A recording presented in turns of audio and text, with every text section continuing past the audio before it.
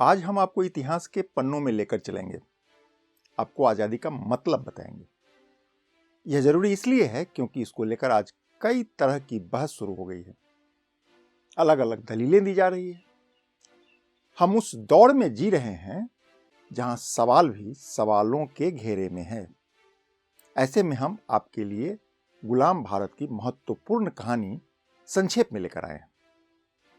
East India company के आने से लेकर भारत के आजाद होने तक क्या हुआ, कैसे हुआ और क्यों हुआ, ऐसे तमाम सवालों को आज टटोलने की पूरी कोशिश करेंगे।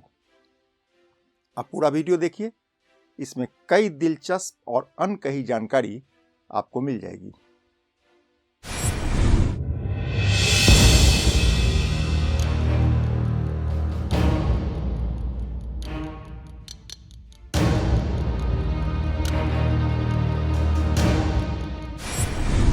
नमस्कार, आप देख रहे हैं केकेएन लाइव और मैं हूं कौशलेंद्र झा। खबरों की खबर के सेगमेंट में आज हम ब्रिटिश इंडिया के सिनेरियो को समझने की कोशिश करेंगे। उन दिनों की संघर्ष, जुझारूपन और उम्मीदों को समझने की कोशिश करेंगे। दरअसल राजनीतिक नफा नुकसान की वजह से हमने अपने गौरवमय इतिहास को उलझा दिया है। सही तस्वीर के अभाव में अब लोग गुमराह होने लगे हैं। इसका सर्वाधिक खामियाजा युवाओं को भुगतना पड़ रहा है। ऐसे में सवाल उठता है कि बातों को आसान भाषा में कैसे समझा जाए। इसके लिए पूरी कहानी को 4 हिस्सों में, या यूं कहें कि 4 कालखंड में बांटकर आपको आज बताएंगे। वीडियो के साथ अंत तक बने रहिए क्योंकि अधूरी जानकारी अक्सर नुकसान देती है। पहला कालखंड 1608 से शुरू होता है और 1757 तक जाता है। करीब 149 वर्षों का यही वो दौर था जब ईस्ट इंडिया कंपनी के अधिकारी भारत में कदम रखते हैं। यहां आपको बताना जरूरी है कि इससे पहले भारत में फ्रेंच, पुर्तगाली और डच के कारोबारियों का दबदबा भारत में कायम हो चुका था, माने अंग्रेज के आने से पहले। कहते हैं कि उन दिनों सूती कपड़ा, रेशम, काली मिर्च, लौंग, इलायची और दालचीनी के उत्पादन का भारत सबसे बड़ा हब हुआ करता था। यूरोप को इसकी जरूरत थी। अपनी इन्हीं जरूरतों को पूरा करने के लिए ब्रिटेन ने ईस्ट इंडिया कंपनी को भारत में व्यापार करने की अनुमति दे दी। अनुमति मिलते ही वर्ष 1608 में ईस्ट इंडिया कंपनी की पहली जहाज समुद्र के रास्ते होते हुए सूरत पहुंच जाती है। भारत में उस समय मुगल शासक जहांगीर का हुकूमत चल रहा था। कंपनी बहादुर ने जहांगीर को महंगा महंगा तोहफा देकर उनका दिल जीत लिया। इसके बाद बादशाह जहांगीर ने कंपनी को, यानी ईस्ट इंडिया कंपनी को, भारत में व्यापार करने की छूट दे दी। कहानी यहीं से शुरू होता है। कंपनी बहादुर ने भारत में व्यापार करने के साथ साथ बड़ी चालाकी से भारत की राजनीति में भी दखल देना शुरू कर दिया। बादशाह को यूरोप से आई महंगी तोहफा का ऐसा चस्का लगा कि उन्होंने कंपनी के व्यापार टैक्स में भारी छूट दे दी। इसी के साथ कारोबार की सुरक्षा के लिए कंपनी को सेना की छोटी टुकड़ी रखने की भी अनुमति मिल गई। खेला यहीं से शुरू हो गया। फ्रेंच, पुर्तगाली और डच से आए कारोबारी ईस्ट इंडिया कंपनी के सामने अब बौना पड़ने लगे थे। बादशाह से टैक्स में छूट मिलते ही कंपनी ने भारत को लूटना शुरू कर दिया। हालात यह हो गया कि कंपनी के कई अधिकारी चोरी छिपे अपना निजी कारोबार भी करने लगे। यानी कंपनी बहादुर ने टैक्स की चोरी शुरू कर दी।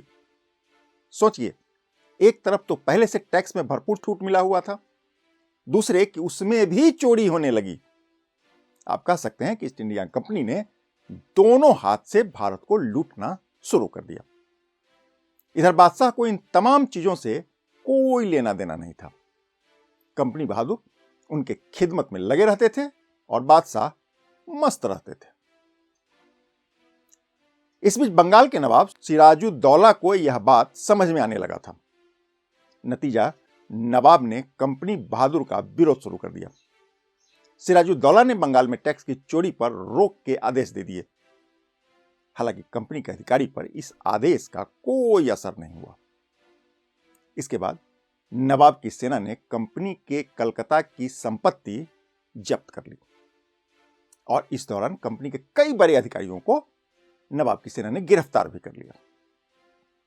उन दिनों बंगाल के अतिरिक्त मद्रास में कंपनी के कारोबार का बहुत बड़ा हब हुआ करता था, वही मद्रास जिसको आज चेन्नई कहा जाता है। उन दिनों कंपनी की ओर से रॉबर्ट क्लाइव मद्रास में तैनात थे। वो नौसेना के बड़े अधिकारी हुआ करते थे और बंगाल की घटना के बाद क्लाइव को मद्रास से बंगाल भेज दिया गया। बंगाल पहुंचते ही क्लाइव ने सिराजुद्दौला के सेना में फूट डालनी शुरू कर दी।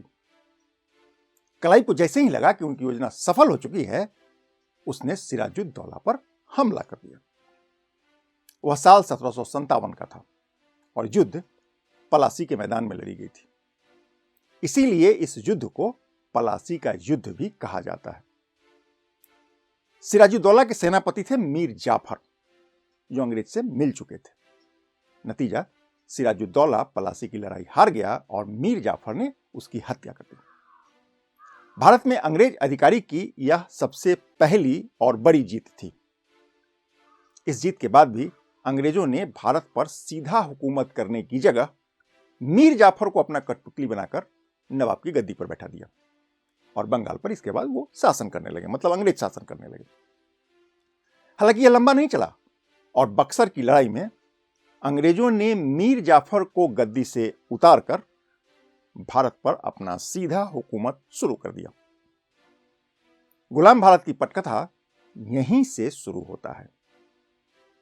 पलासी और बक्सर के युद्ध को विस्तार से समझना चाहते हैं तो KKN पर पहले से एक वीडियो उपलब्ध है, आप चाहें तो वहां जाकर के इसको आप पूरा देख सकते हैं। अब यहां से शुरू होता है दूसरा कालखंड। यह कहानी करीब 100 साल की है। इसको आप 1757 से 1857 तक का कालखंड भी मान सकते हैं।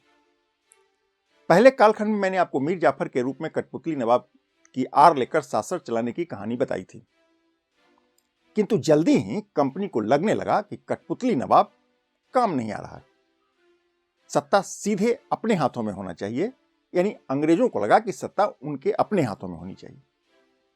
इस बीच मीर जाफर भी अपनी ताकत बढ़ाने लगा था, उसको भी समझ में आ गया था। फिर बक्सर की लड़ाई हुई और फाइनली 1765 में मीर जाफर की मौत के बाद कंपनी ने रियासत अपने हाथ में ले लिया। शुरू के दिनों में मुगल बादशाह ने थोड़े प्रतिकार किए अंग्रेजों का, पर जल्दी ही उनको बात समझ में आ गई और मुगल बादशाह शाह आलम ने अंग्रेजों के साथ एक समझौता कर लिया। इसके तहत कंपनी को बंगाल का दीवान दे दिया गया, यानी उनको दीवान बना दिया गया।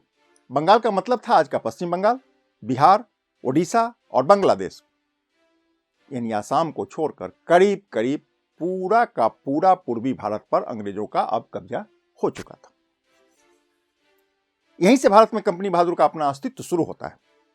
मोटे तौर पर पहले फेज की कहानी में हम आपको इन तमाम चीजों के बारे में बहुत ही विस्तार से बता चुके हैं। बंगाल विजय के बाद अंग्रेजों की नजर अब पूरे हिंदुस्तान पर था, यानी अंग्रेज अब पूरे हिंदुस्तान को अपने अधीन करना चाहते थे, हुकूमत करना चाहते थे।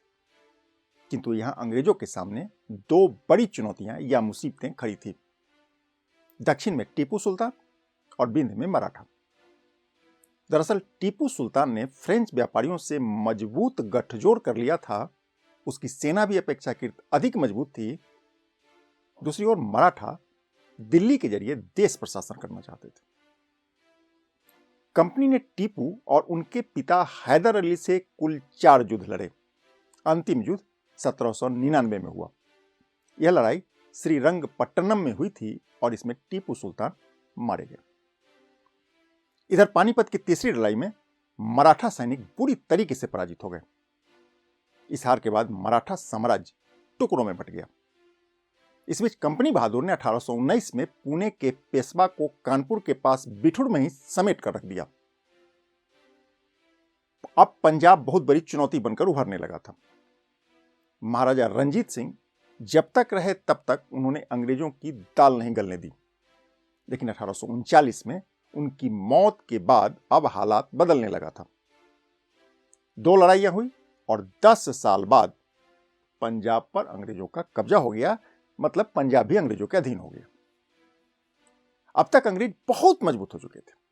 वर्ष 1848 में लॉर्ड डलहौजी ने उत्तराधिकार कानून बना दिया। इस कानून के तहत जिस शासक का कोई पुरुष उत्तराधिकारी नहीं होता था, उस रियासत को कंपनी अपने कब्जे में ले लेती थी। इसी कानून को आधार बनाकर कंपनी बहादुर ने सतारा, संबलपुर, उदयपुर, नागपुर और झांसी को ईस्ट इंडिया कंपनी के अधीन करने का फरमान जारी कर दिया। कहते हैं कि लॉर्ड डलहौजी के इसी फरमान के बाद भारत में 1857 की क्रांति का बीजारोपण हो गया। अंग्रेज अधिकारी भारत के लोगों को बहुत ही हीन भाव से देखने लगे थे। इससे आम लोगों में असंतोष भी उभरने लगा था। इस बीच खबर आई कि नई बंदूक के कारतूस में गाय और सूअर की चर्बी का लेप लगा हुआ है। इससे कंपनी के भारतीय सिपाही भड़क गए। सबसे पहले मेरठ के बैरक में सिपाही मंगल पांडे ने 1857 में विद्रोह कर दिया। कंपनी ने मंगल पांडे को तत्काल ही फांसी पर चढ़ा दिया और विद्रोह में शामिल अन्य सिपाहियों को बहुत ही कठोर यातनाएं दी गई। इसके बाद सिपाहियों का गुस्सा फूट झांसी, अवध और दिल्ली होते हुए विद्रोह की चिंगारी बिहार तक पहुंच गई। दूसरी ओर लॉर्ड डलहौजी के उत्तराधिकार कानून के खिलाफ पनप रहे असंतोष ने भी विद्रोह का रूप लेना शुरू कर दिया था। झांसी की रानी लक्ष्मीबाई ने कंपनी बहादुर के खिलाफ खुले जंग का ऐलान कर दिया। कंपनी के अधिकारी कुछ समझ पाते इससे पहले नाना साहब के नेतृत्व में मराठा सैनिकों ने भी विद्रोह कर दिया। इस बीच मुगल बादशाह बहादुर शाह जफर ने विद्रोह का कमान अब अपने हाथों में लेकर अंग्रेजों की मुश्किलें बढ़ा दी। कंपनी की सत्ता भारत में अब लड़खड़ाने लगी थी। अंग्रेज घबराकर भागने लगे थे। देश आजाद होने के बहुत करीब पहुंच चुका था। ठीक उसी समय पश्चिम के कुछ राजवंशों ने ईस्ट इंडिया कंपनी से हाथ मिला लिया, उनकी मदद कर दी। इससे अंग्रेजों का हौसला बुलंद हो गया और ताकत के दम पर विद्रोह को कुचल दिया गया। इस तरीके से देश को आजादी मिलते मिलते रह गई। अब यहां से कहानी का तीसरा कालखंड शुरू होता है। यह कुल मिलाकर 57 वर्षों का कालखंड है, यानी 1858 से लेकर 1915 तक का कालखंड। वर्ष 1857 का विद्रोह अब लगभग शांत हो चुका था, पर अंग्रेज सकते में थे। इस बीच जून 1858 में ब्रिटिश संसद ने एक कानून पारित किया। इसके तहत भारत की शासन सत्ता को ईस्ट इंडिया कंपनी से छीनकर अब सीधे ब्रिटेन के महारानी ने अपने हाथों में ले लिया। यानी यहां से अब भारत प्रत्यक्ष रूप से ब्रिटेन का गुलाम हो गया। इसको समझिए, पिछले करीब 100 साल से हम ईस्ट इंडिया कंपनी के गुलाम थे, अब सीधे ब्रिटेन के गुलाम हो गए। ब्रिटिश मंत्रिमंडल के सदस्य को भारत का मंत्री बना दिया गया। शासन चलाने के लिए इंडिया काउंसिल बनाई गई। गवर्नर जनरल को वायसराय बना दिया गया। वायसराय इंग्लैंड के राजा या रानी का प्रतिनिधि बनकर भारत पर शासन करने लगे। इस तरह से अंग्रेजों ने सीधे सीधे भारत की बागडोर अपने हाथों में ले ली। 1858 में जब ब्रिटिश राज की भारत में शुरुआत हुई, उस वक्त के भूगोल पर गौर करें तो यह आज के भारत के अतिरिक्त आज का बांग्लादेश, आज का पाकिस्तान और आज का बर्मा भी इसी में शामिल था। यानी उन दिनों बर्मा भी भारत का ही हिस्सा हुआ करता था। बर्मा को आज म्यांमार कहा जाता है। आज वह भी एक स्वतंत्र देश है। दूसरी ओर गोवा और दादर नगर हवेली पर उन दिनों पुर्तगालियों का कब्जा था। इस बीच पुडुचेरी के इलाके पर फ्रांस का कब्जा था। यानी भारत पूरी तरीके से गुलाम हो चुका था। इधर ब्रिटिश शासन ने भारत के तटीय इलाकों में अपनी पैठ को मजबूत करना शुरू कर दिया। सत्ता उनके हाथ में जैसे ही आई, अपने पैठ को मजबूत करना शुरू कर दिया। मद्रास, बॉम्बे और कलकत्ता को व्यापार का मुख्य केंद्र बना दिया गया। पुणे में संभ्रांत लोगों को बसाया जाने लगा। यही वो दौर था जब भारत के समाज पर पाश्चात्य संस्कृति का असर जड़ पकड़ने लगा था। इसी कालखंड में कई सामाजिक बदलाव भी हुए।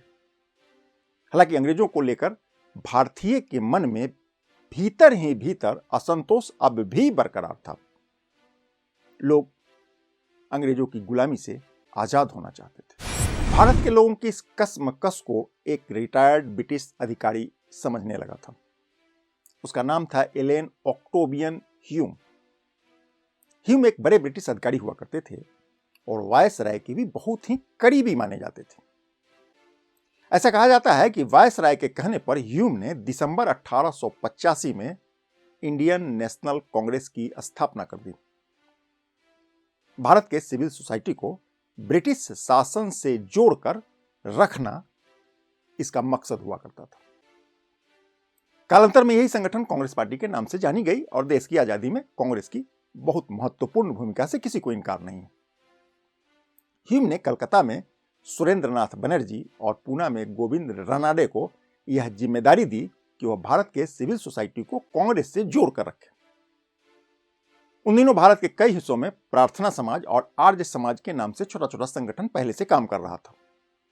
वर्ष 1906 आते आते ढाका में मुस्लिम लीग ने भी आकार लेना शुरू कर दिया था। अंग्रेज समझने लगे थे कि लोग इकट्ठा हो गए तो भारत पर शासन करना मुश्किल हो जाएगा। नतीजा 1905 में लॉर्ड कर्जन ने बंगाल का विभाजन कर दिया, क्योंकि सबसे अधिक पढ़े लिखे लोग बंगाल में ही होते थे। इसका नतीजा यह हुआ कि लोगों का असंतोष एक बार फिर से आकार लेने लगा। कहने वाले तो यहां तक कहने लगे कि बंगाल विभाजन से खिन्न होकर भारत ने पहली बार राष्ट्रवाद की राह पकड़ ली। वंदे मातरम स्लोगन इसी दौर की उपज है। इसको बंकिम चंद्र चटर्जी के उपन्यास आनंद मठ से लिया गया था। बाद में रविंद्रनाथ टैगोर ने इसको संगीतबद्ध भी किया था और देखते ही देखते यह आजादी का प्रमुख स्लोगन बन गया, यानी वंदे मातरम आजादी का प्रमुख स्लोगन बन गया। वंदे मातरम का असर यह हुआ कि लोग विदेशी कपड़ों की होली जलाने लगे। कलकत्ता, पूना और मद्रास समेत देश के अधिकांश हिस्सों में बंग भंग के नाम से आंदोलन शुरू हो गया। इस घटना के बाद वर्ष 1910 में पंडित मदन मोहन मालवीय ने बनारस में हिंदू विश्वविद्यालय की स्थापना कर दी ताकि लोगों में शिक्षा का स्तर का विकास हो सके। इससे पहले 1906 में ब्रिटेन की राजनीति में बहुत बड़ा बदलाव आ गया। ब्रिटेन के आम चुनाव में लिबरल पार्टी की जीत हो गई। इसी के साथ भारत को देखने का उनका नजरिया भी बदल गया। वायसराय तब तक बदल चुके थे और यहां लॉर्ड मिंटो भारत के वायसराय हो चुके थे और मंत्री थे जॉन मॉर्ली। उन्होंने भारत में कई सुधार कानून को लागू करना शुरू कर दिया। इसी दौर में भारत की राजनीति और शासन में भारतीय लोगों को हिस्सेदार भी बनाया गया। वर्ष 1910 में सुप्रीम काउंसिल में भारतीय लोगों को शामिल कर लिया गया। गोपाल कृष्ण गोखले को इसका पहला सदस्य बनाया गया था। इधर वर्ष 1907 में कांग्रेस में फूट पड़ गई। कहते हैं कि वह दो फाड़ में बट गई। इसको गरम दल और नरम दल का नाम दिया गया था। नरम दल के लोग सरकार के साथ, यानी अंग्रेज सरकार के साथ मिलकर काम करना चाहते थे, जबकि गरम दल के लोग सरकार के खिलाफ आंदोलन करना चाहते थे। गरम दल में लाल, पाल और बाल की तिकड़ी बहुत प्रचलित हुई थी। लाल यानी लाला लाजपत राय, बाल यानी बाल गंगाधर तिलक और पाल यानी बिपिन चंद्र पाल। ये तीनों गरम दल की अगुवाई करने लगे थे। कहते हैं कि बाल गंगाधर तिलक ने युवा क्रांतिकारी प्रफुल्ल चाकी और खुद्दीराम बोस का समर्थन कर दिया था। इसके बाद तिलक को अंग्रेजों ने बर्मा की जेल में बंद कर दिया। बाद में बिपिन चंद्र पाल और अरविंद घोष ने सक्रिय राजनीति से संन्यास ले लिया, पर तिलक अपने विचारधारा पर अंतिम क्षणों तक डटे रहे। हालांकि उग्र राष्ट्रवादी आंदोलन अब धीरे धीरे कमजोर पड़ने लगा था। वर्ष 1928 में अंग्रेजों की लाठीचार्ज में लाला लाजपत राय की मौत के बाद गरम दल का यह आंदोलन करीब करीब समाप्त होने के कगार पर पहुंच गया। हालांकि गरम दल के आंदोलन का दूरगामी असर हुआ। वर्ष 1911 में मिंटो की जगह लॉर्ड हार्डिंजन को वायसराय बनाया गया। उन्होंने विभाजित बंगाल को फिर से एक कर दिया, लेकिन बिहार और उड़ीसा को अलग करके एक नया प्रांत बनाने की घोषणा कर दी। यहां भी चालाकी कर दी। इसी समय देश की राजधानी को कलकत्ता से उठाकर दिल्ली में शिफ्ट कर दिया गया था। वर्ष 1915 में सुप्रीम काउंसिल में मुस्लिम लीग को शामिल कर लिया गया। सिर्फ शामिल नहीं किया, बल्कि उनके लिए अलग से सीट रिजर्व कर दी, आरक्षित कर दी। अंग्रेजों ने ऐसा करके बड़ा ही चालाकी से देश के विभाजन का बीजारोपण कर दिया। अब चौथे और अंतिम कालखंड की बात करते हैं। यह कहानी वर्ष 1915 से लेकर 1947 तक की है। 32 वर्षों के इस कालखंड को आप महात्मा गांधी का युग भी कह सकते हैं। पूरा नाम था मोहनदास करमचंद गांधी। लोग उनको बापू भी कहा करते थे। दक्षिण अफ्रीका से वर्ष 1915 में लौटकर गांधी जी भारत आ गए थे। दक्षिण अफ्रीका में उन्होंने अंग्रेजों के नस्ल भेद के खिलाफ अहिंसक आंदोलन का बहुत ही सफल संचालन किया था। भारत लौटने पर यहां के लोग गांधी जी को कौतूहल भरी नजरों से देखने लगे थे। भारत लौटने पर गोपाल कृष्ण गोखले के कहने पर गांधी जी पूरे भारत के दौरा करने और यहां की सामाजिक अवस्था को ठीक से समझने के लिए देश के दौरा पर निकल पड़े थे। इसी दौरान उन्होंने बिहार के चंपारण में अपना पहला आंदोलन शुरू किया। वर्ष 1919 में अंग्रेजों ने रॉलेट एक्ट लागू कर दिया। इस कानून के खिलाफ गांधी जी ने पूरे देश में सत्याग्रह शुरू कर दिया। ब्रिटिश शासन के खिलाफ भारत का यह पहला एकजुट आंदोलन कहा जाता है। दूसरी ओर इस आंदोलन को दबाने के लिए ब्रिटिश अधिकारियों ने दमनकारी हथकंडे अपनाने शुरू कर दिए। अप्रैल 1919 में बैसाखी के दिन जालियांवाला बाग में प्रदर्शनकारियों पर गोलियां चलाई गई। इसमें करीब 400 से अधिक लोग मारे गए। हालांकि यह आंकड़ा इससे बहुत अधिक होने का अनुमान है। जालियांवाला बाग हत्याकांड और खिलाफत आंदोलन की पृष्ठभूमि में 1921 में असहयोग आंदोलन शुरू हुआ। विदेशी कपड़ों की होली जलाई गई। फरवरी 1922 में किसानों ने चौड़ी चौड़ा पुलिस थाने में आग लगा दी। इसमें 22 पुलिस वाले मारे गए। इसके बाद गांधी जी ने असहयोग आंदोलन वापस ले लिया। सबको पता है ये बात। गांधी जी के इस निर्णय से कुछ लोग भड़क गए। असंतोष तेजी से उभार होने लगा। इसकी परिणति यह हुआ कि इसी कालखंड में राष्ट्रीय स्वयंसेवक संघ और भारतीय कम्युनिस्ट पार्टी जैसी दो परस्पर विरोधी विचारों का संगठन देश में आकार लेने लगा। यह वो दौर था जब कांग्रेस पूरी तरीके से गांधी जी के प्रभाव में थी। जवाहरलाल नेहरू की अध्यक्षता में कांग्रेस ने 1929 में पूर्ण स्वराज्य का एक प्रस्ताव पारित कर दिया। इसके बाद 26 जनवरी 1930 को पूरे देश ने स्वतंत्रता दिवस मनाया। यहीं से 26 जनवरी को स्वतंत्रता दिवस मनाने की बात आई। हालांकि बाद में गणतंत्र दिवस मनाने जाने लगा।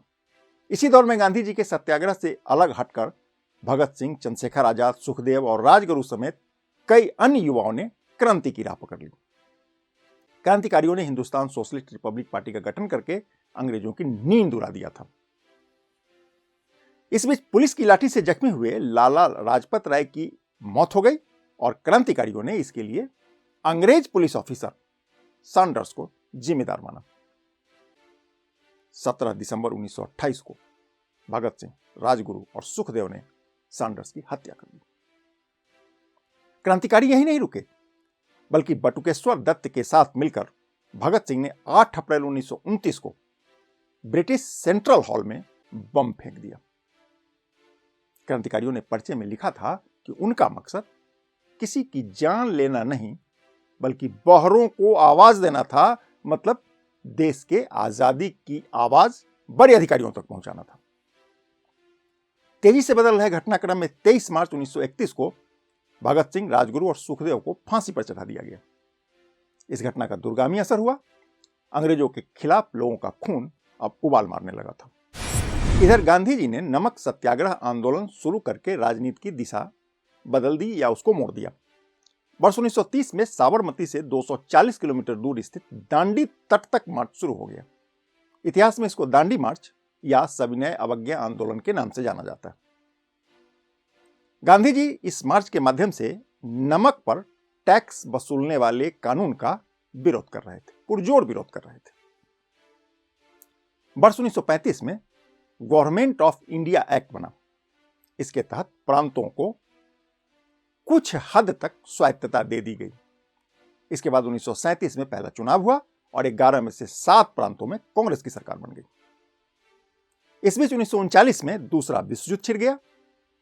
कांग्रेस ने युद्ध में अंग्रेजों का साथ देने का निर्णय लिया। जी हां, अंग्रेजों का साथ देने का निर्णय लिया।